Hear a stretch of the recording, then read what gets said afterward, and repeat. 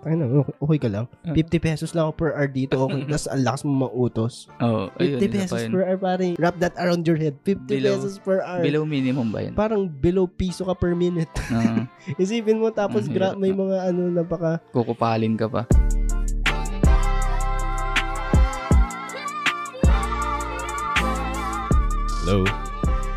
Hello. Podcast Network Asia. Work Asia. Hello. Ba't natin ginagawa yun? Yung Podcast Network Asia. Hindi natin pinag-usapan yun, no? Bigla na lang natin ginawa. Oo, biglang umubo lang. Tapos, naikabit lang natin sa Podcast Network Asia. Ano ba yun? Minamanifest ba natin? Gusto ba natin yung route na ng podcasting na gano'n? Yung mapansin ng PNA? Hindi ko rin alam. Ano lang? Astig ng sagot lang. Sakto lang. Okay.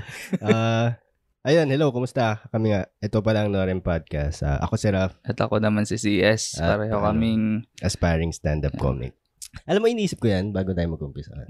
Kahapon lang. Kailan kaya yung transition from open micer to stand-up comic?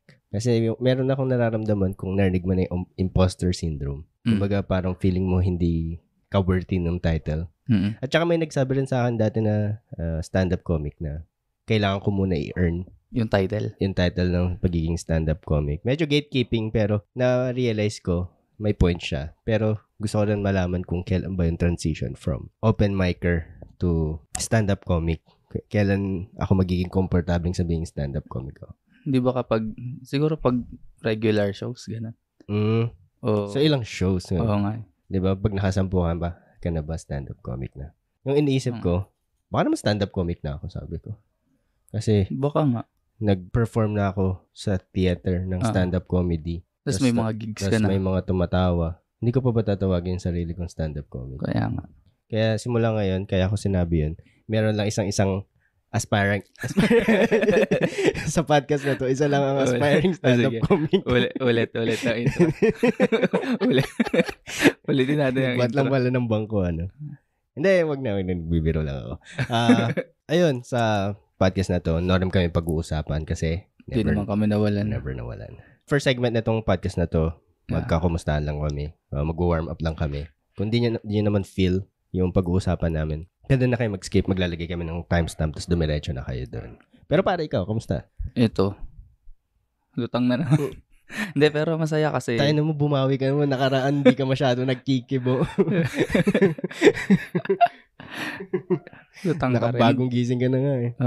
Kasi hindi, kakatapos lang ng shift ko ng 2 a.m. 4 a.m. ako nakatulog. Tapos gising ulit. Pero nag-umpisa? Kung 2 a.m. 5 p.m. Pero hindi na ganun kabigat ang schedule ngayon.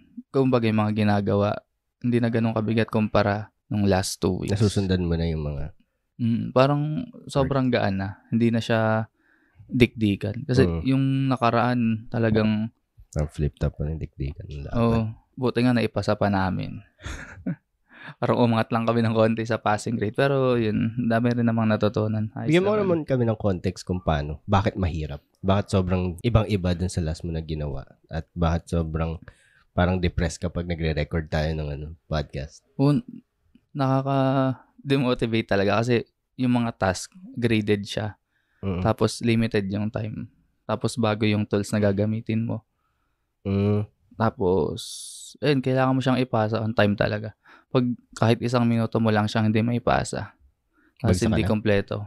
Malaki yung bawas sa sa grade mo. Pero okay naman, kaya naman. Tapos ngayon, meron lang mga pinapagawang bago, pero kaya naman. Siguro, hirap maging no? Ang hirap mag-explain, tapos nagiging vague ka rin at the same time. Ayoko kasing ibigay yung pinaka-detalye ng work. Illegal kasi siya. Joke lang.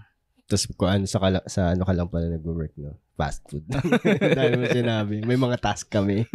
Tapos, magpa-fry lang pala ng kailangan mo ikamada yung mga tawag dito. Ayan naman, yung mga plato. Ayan. Ikaw man, kumusta ang week mo ngayon? Nagkaroon ako ng show. Kami pala. Ako. Akala ko yun, nitong Friday. Dadating pa lang na linggo. Hindi, nung nakaraang Friday. Tapos pumunta yung mama ko. Siya lang. Tapos nagdala siya ng mga kaibigan. Mga amiga.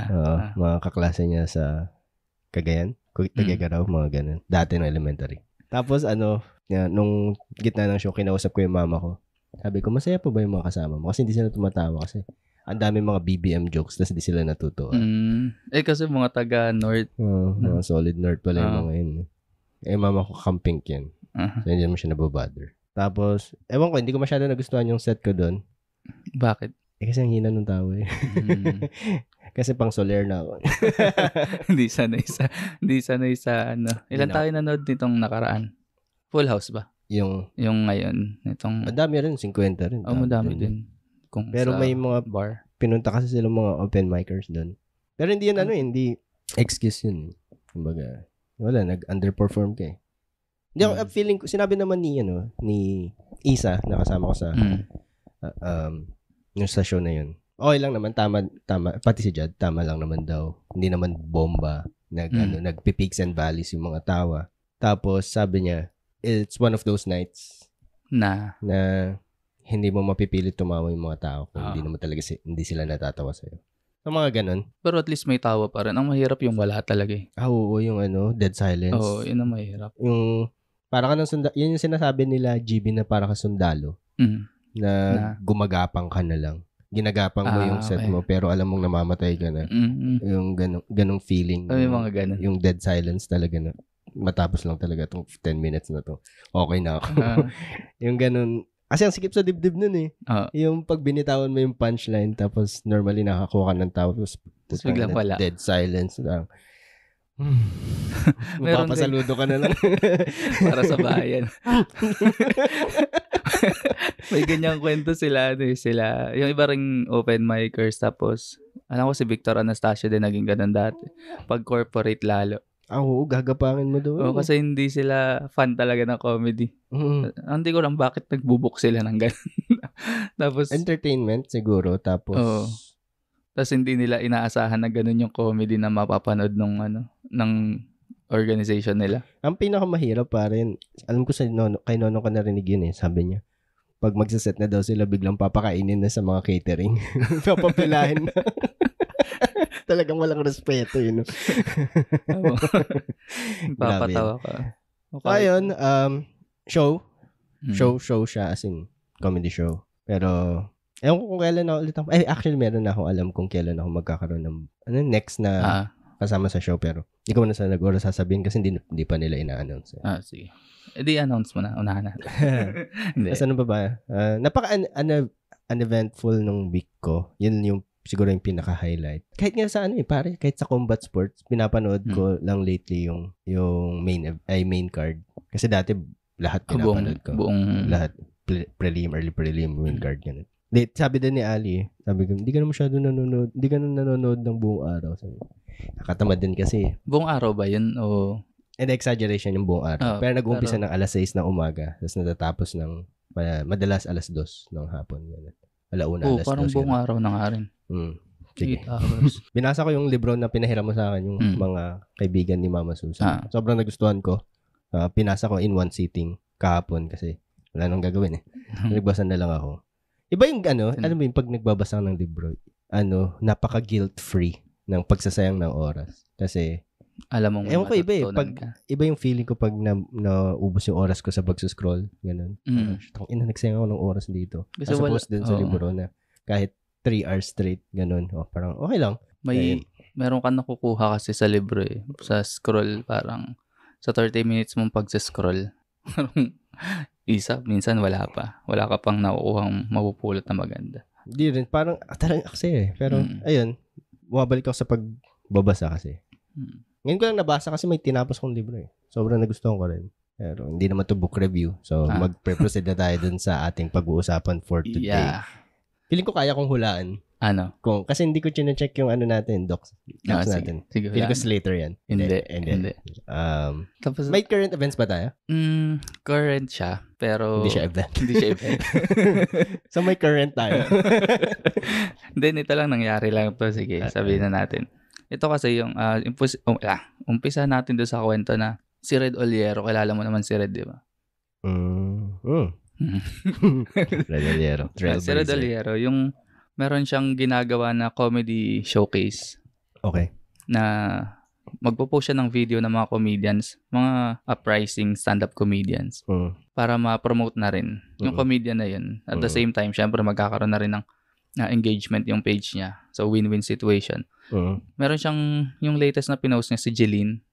Si Madam Jeline Cabillas. Dodi yun eh. Oo. Pag nagpo-post yun, palagi ako nagko-comment sa mga page yun. Dodi singwag. Palagi. Idol. Sabi nga rin ni Ira, siya ang pinakamaganda sa Lady Bosses. Sinasabi niya. Actually, siya yung favorite ko na comedian. Na babae? O lahat? Sa lahat. Ay, talaga? Hindi, dalawa sila actually. Si Ray yung isa. Ray, yung talaga idol ko. Si Ray tsaka si Jeline.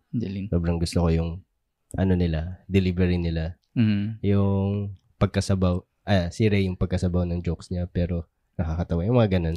Parang napaka nila. Anong tawag dito? Parang naive yung pagkaka-deliver nila. Tama ba yung word? Gusto ko rin yung ganun eh. Yung, parang wala kang alam, pero nakakatawa. Kumbaga, ang pinapalabas mo palagi clueless ka, pero alam mo kung anong pinag-uusapan mo, pero pinapakita mo na. Tapos nakakatawa pa rin. Pero yun, ang nangyari kasi sa video ni Jeline, syempre bumenta yung joke niya dun sa showcase. Ang ginawa ng iba, dinownload yung video, tapos nire-upload sa sariling page. Ang daming gumawa nun actually. Ilan yung nakita mo? Dalawa lang nakita ko eh. One. Yung mga sinasend nila dun sa natin, GC. Yun lang yung mga nakita ko. Minimum 4 yung nakita ko siguro. Hindi mo ganun karami. Pero I'm sure mas meron pa dyan. Di lang nakikita. Tapos, merong isa naman yung joke naman ni Leland. Although hindi yun galing kay Red. Pero yung joke ni Leland, word for word siya na kinuha. Na-type sa computer, tapos na-post. Itong isang kumuha ng video ni Jeline, na-i-call out ni Red sa Twitter. Talaga? Hindi ko na nakita eh. Hindi mo nakita. Hindi ko na rin tinignan kasi, tsaka na-delete na ata. Na-delete na rin agad. Kasi, dinelete din ni Red kasi okay naman na daw. Sorry na yung gumawa. Pero ang pangit kasi is, siya pa yung nabash. Talaga? Sa pag-call out nung kumuha ng video. Kasi sa akin, sa perspective ko, form of pagnanakaw siya. Kaya hindi ko ma-gets bakit binabash yung kinuhaan. Nakita mo ba? Na-post yung mo ba dyan yung tweet? Or yung mga example? Wala na eh. Hinahanap ko kasi, kaso na-delete na. Sinabi ng mga Twitterians. Wala na din. Wala na rin. Dinelete na din. Or hindi naman kasi ako nag-Twitter. Pero gusto ko sana makita kung ano yung sinasabi na yun nga din eh. Gusto ko rin makita eh. Pero ayun, ayon sa... Kaya ang hirap magbigay ng comment. Pero sige, pag-usapan natin kung ano ba yung definition natin ng pagnanakaw. So para sa'yo, sabi mo nga na yung pag-copy, pag-download, re-upload ng isang content is a form of stealing. Stealing. Kasi... Bakit? Hindi naman sa'yo yun eh. Ginagamit mo yung sa'yo for your own benefit. Sa tingin mo, sila lang yung nagbe-benefit dun? Yung nag-re-upload lang? Hindi. Merong may benefit din yung syempre napopromote in a way. Pero ang gusto ko rin sigurong i-call out or i-point out yung behavior nung nagre-re-upload. Kasi pwede mo naman siyang i-directang i-share. Diba? Bakit mo kailangang pag-share, 2 click lang share. Tapos pili ka lang kung newsfeed, blah, blah, blah. So, why go the extra mile sa pag-download? Ano ba? Same ba tayo nasa isip yung lalaki na hindi niya kilala daw kung sino yung comedian? Sige, yun na din. Iba pa yung sinasabi mo? Iba pa yun. Tatlo yung ganun eh. Na hindi nila alam kung sino. Sobrang Hindi, isa lang yung may hindi alam. Ayun na lang muna yung pag-usapan natin yung alam natin pareho. Sobrang bobo ako dun sa taong yun. Para siyang tanga. Di mo alam, di mo kilala. Ikaw nag-download, hanip ka. Ginawa niyang tanga yung mga tao. Tapos na-research pa niya. Tapos research, ang tagal. In the first place, alam mo yun. Alam kong alam mo.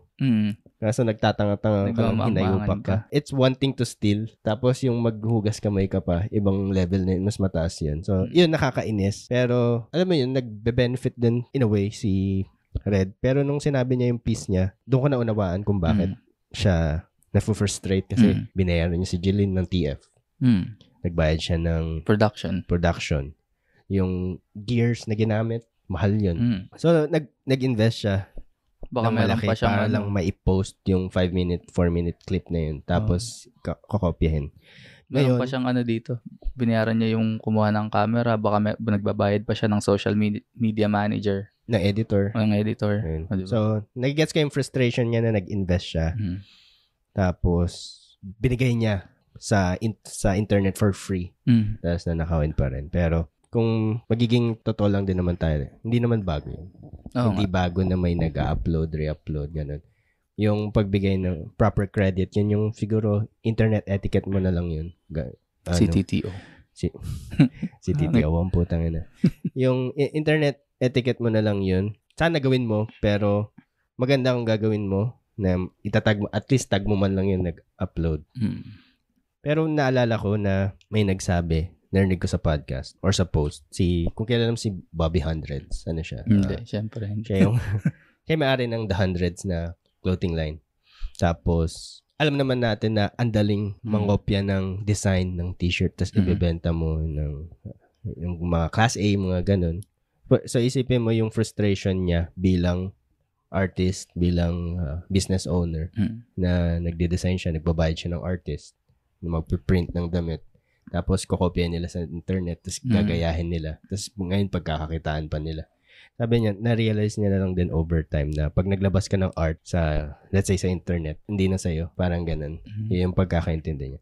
Ang hirap tanggapin na yun yung reality, but alam mo yun, we live in a cruel world na yung iisipin mo na dapat susunod yung mga tao sa... Hindi mo sila mapipilit. Hindi mo mapilit, hindi mo madidikta sa kanila kung anong gagawin nila. Nasa sa kanila na kung paano nila gagawin yun. Pero, ayun, palagi kong pinapaalala sa sarili ko na yun nga, ulitin ko, we live in a cruel world. Hindi natin makukuha lahat ng gusto natin kahit iano pa natin, i-demand. So, ayun, may gusto ko ba idagdag doon? Pero yun nga, may nagsabi din yan na normal na yan. Parang normal na yan ganyan, di pa ba kayo nasanay?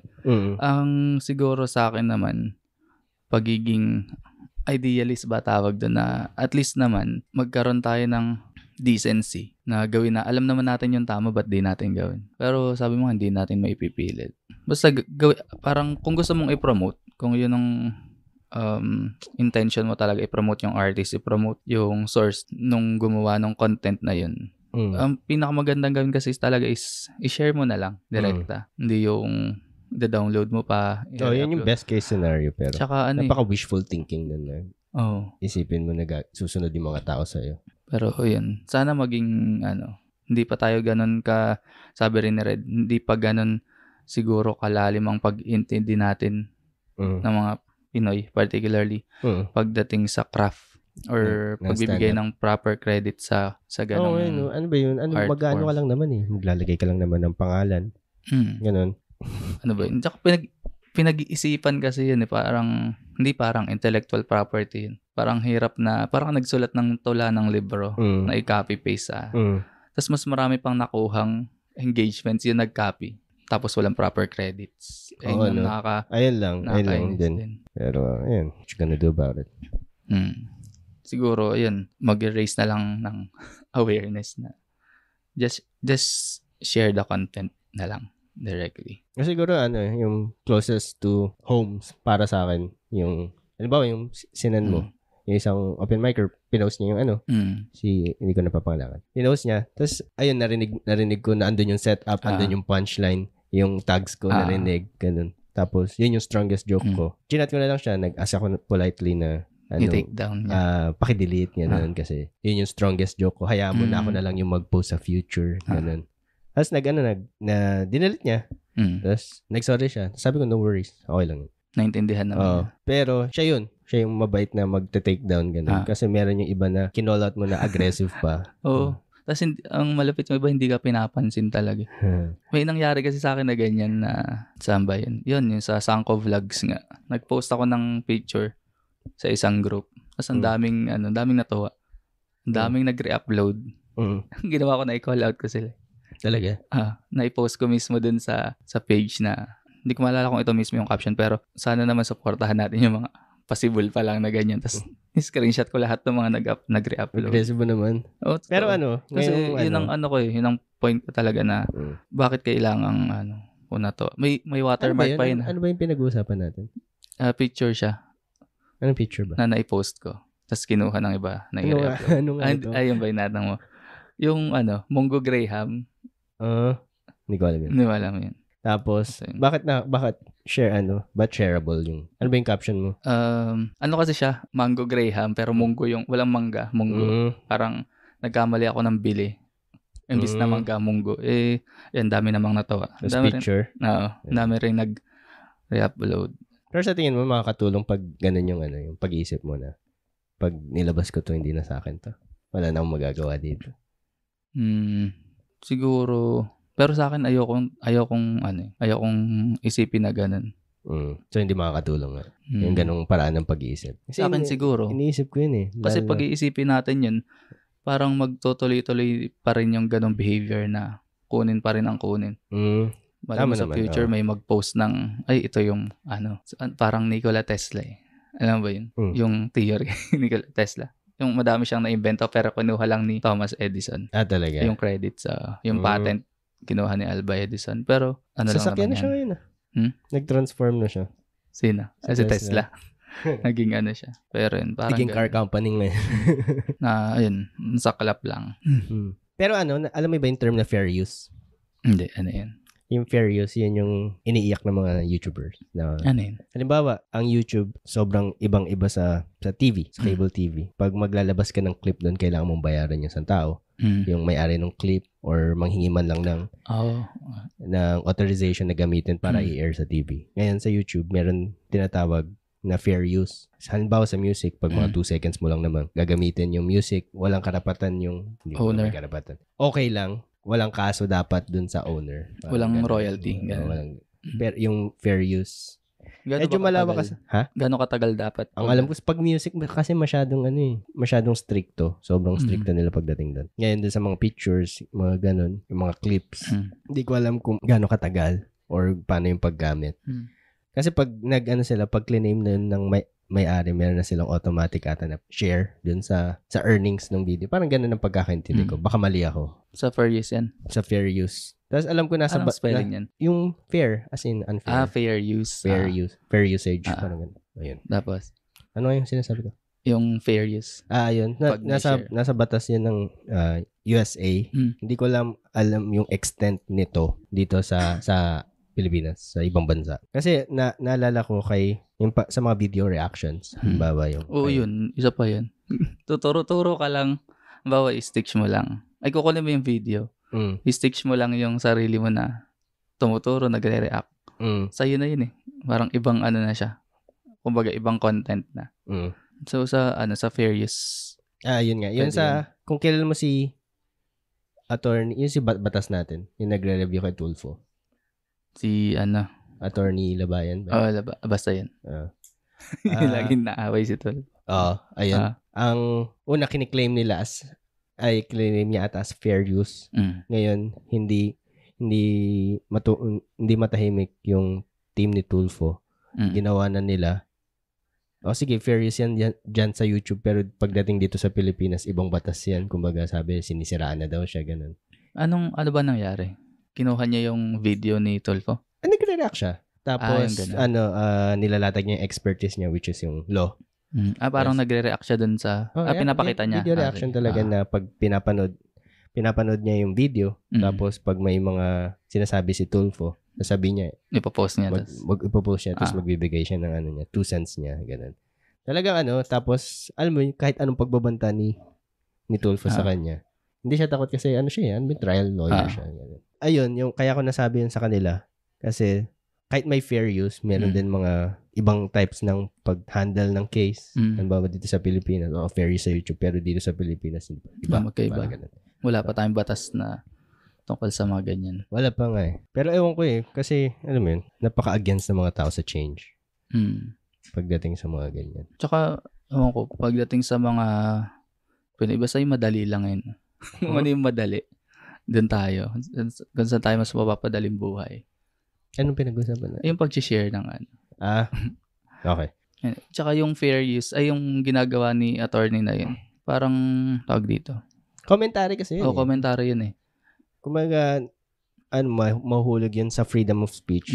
Tsaka nagre-react ka dun sa napanood mo. Kasi bully daw talaga yun si yung team ni Tulfo. Alam ko si Paulul, kung narinig mo na yun, commentary YouTuber. Ginanon din siya ni binulidan siya ng team ni... Dahil nag-commentary din siya. Kaya sabi niya hindi na daw siya nagtutulfo. Nag-content ng Tulfo kasi ayun nga, ano sila. Nakakatakot nga naman. Meron pang isa. Kahit sabihin natin fair use, mag-isa lang niya. One-man team lang siya tapos nalaban siya isang radio show.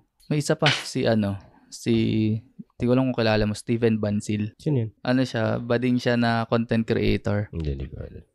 Ang ginawa niya, may ginawa siyang clip sa Tulfo. Tapos, ginawa niyang meme.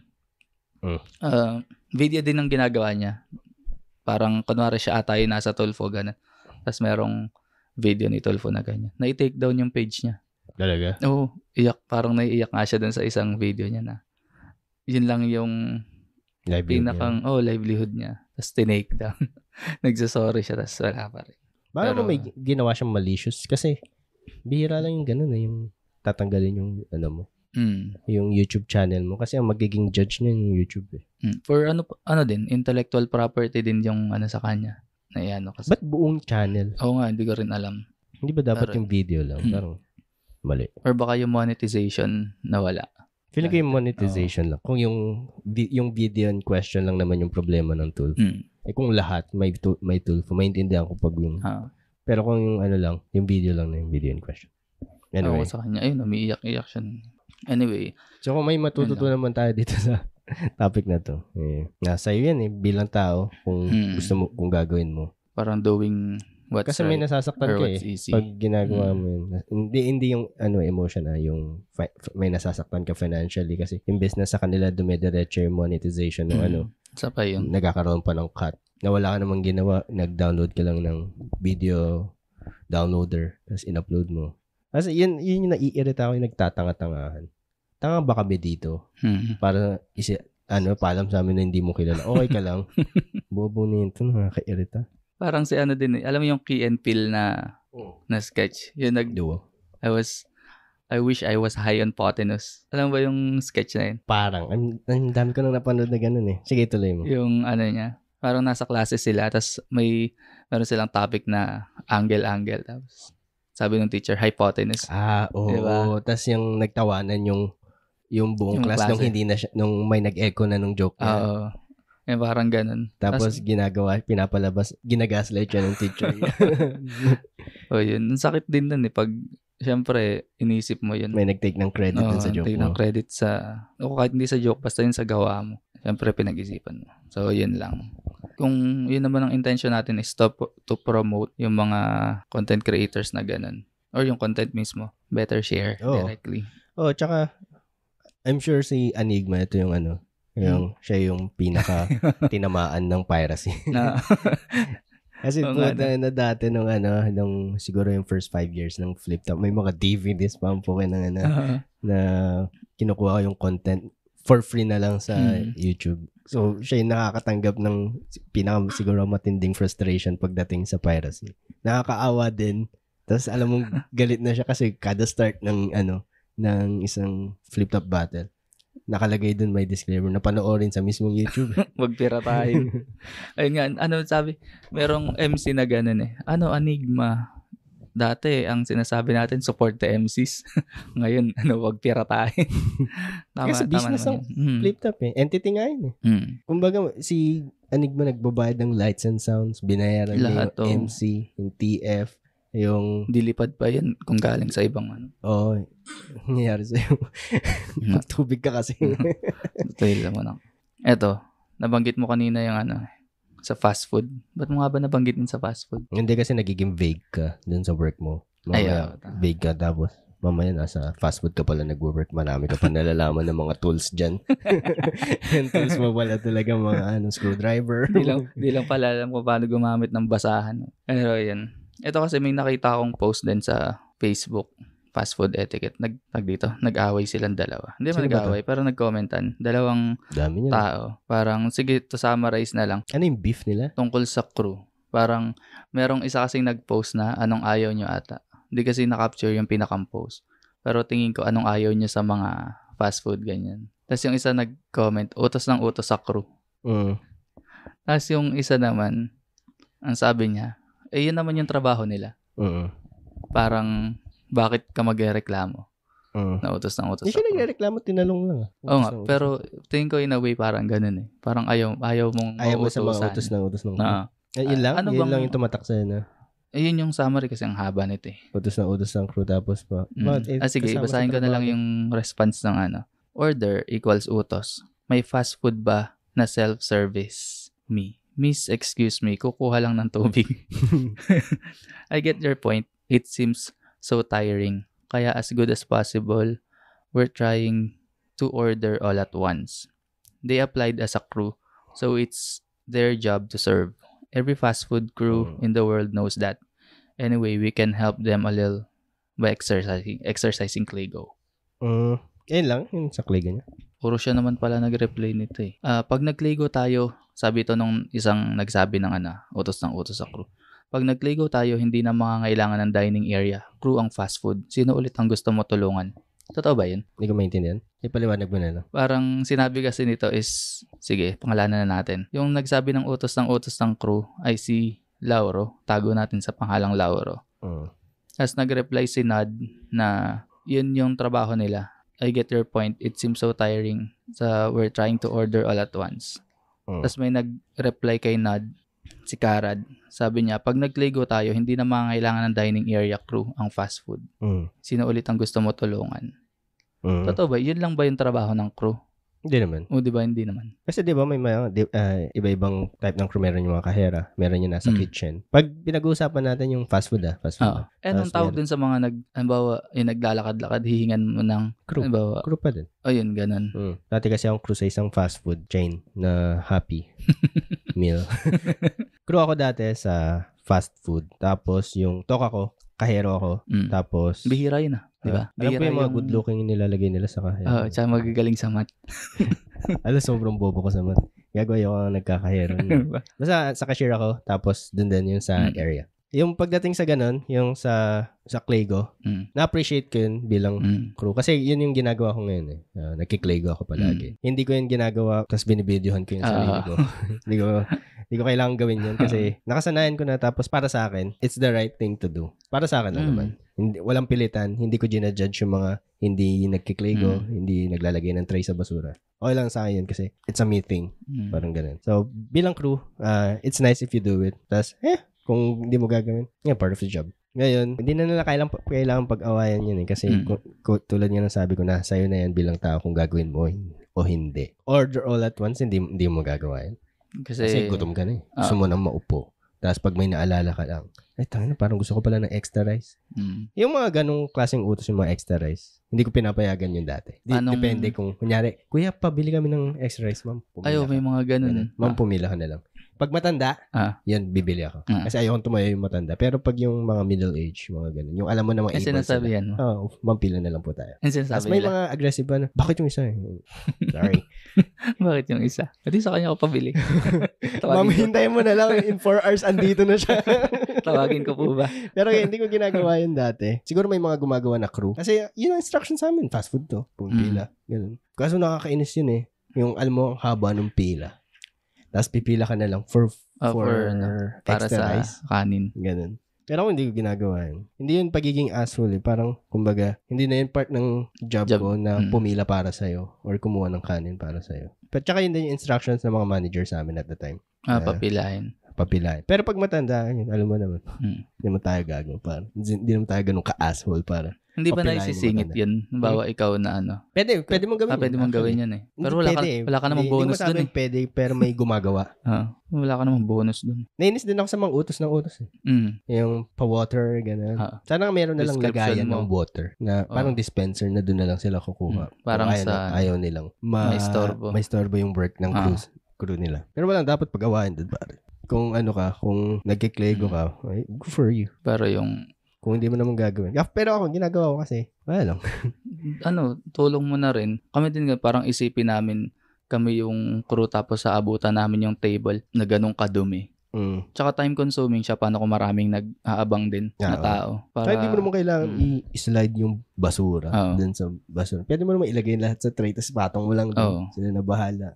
Mas madali na siyang bus out. Ang mahirap kasi yung sobrang cringe ko yung mga naglilinis tapos binibidihan pa nila. For what? For what? Tapos may ano pa siya, may motivational quote pa. Sana ganito din gawin. Tanga naman napaka mo. Napaka self-just mo na tao. Parang gusto mo nyo, mas higher ako sa inyo kasi nagpupunas ako ng mesa. Playgo ako. Hindi. Hindi lang naman hindi naman job description ng crew na utusan, di ba? Hindi, part yun kasi yung part ba yun? Fast food hospitality business yun eh. So, kailangan mo, kasi part pa rin siya ng restaurant and hotel and restaurant.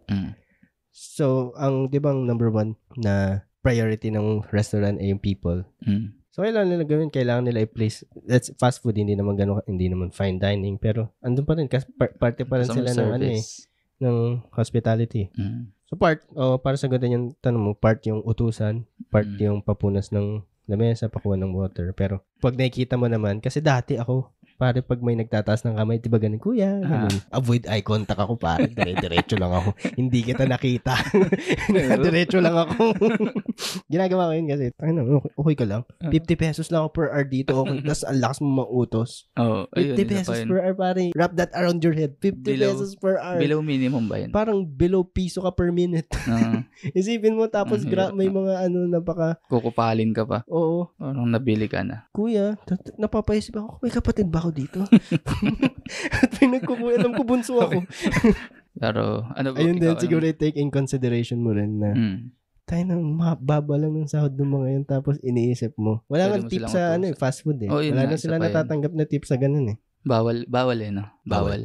Walang service charge, walang anything. So, siguro okay lang sa kanila kung may service charge. Sige, utusan mo pa ako. Wala yun, no? Wala eh. Hindi yun pagiging insensitive, parang it's the world we live in. Yung mundo na tinutulayan natin, kailangan ng pera eh. Tapos, alam mo yun, yung galaw mo dapat naayon din sa sa binabayad sa'yo, hindi yung palagi kang above and beyond. Okay ka lang.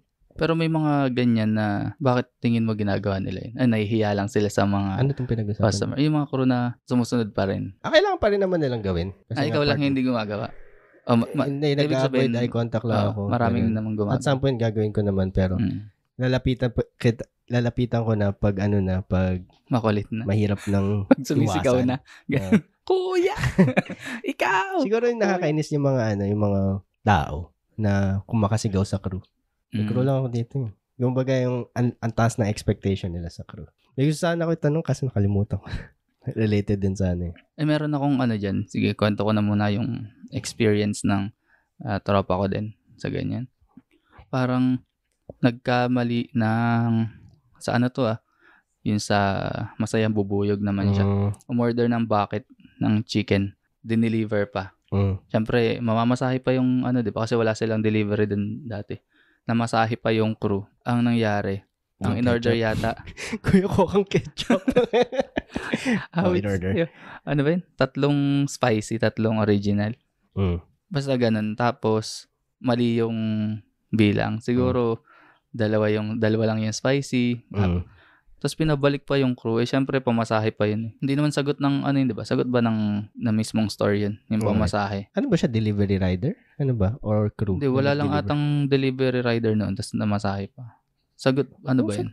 Magagaling yun sa manager yung pamasahe. Yung mga ganun. Pero napaka-asshole naman nung kaibigan. Yung kaibigan mo ba yan? Yung katrabaho niya. Yung asshole move naman nun. Na alam mo na, siguro alam mo naman na mag-isa niya lang pumunta. Oo. Tapos wala pa siguro siyang namasahe kamo. Namasahe. Tapos ang layo siguro niya, isang bayan yung layo. Asshole move naman nun. Oo. Kaya naawa siya dun sa katrabaho niya na pinabalik-balik pa. Parang pwede naman nating yun eh. Pwede mo palagpasin yun. Manok lang yan eh. Lagyan mo ng chili garlic. Pero yung mga ganong klase ng tao na iniisip nila dapat susundin sila kasi part yan ng trabaho niya. Pero wala na tayo sa ganong sa ganong era eh. Pala mo nakakairita. Oo, ang dami ganun. Tapos ano pa bang mga kwento ng crew? Yun sa cashier. Nag-cashier ka, diba? Oo, nag-cashier ako. Na-short ka na ba? Ilang beses na. Anong ginagawa mo? Walang maalala na pinagbayad ako.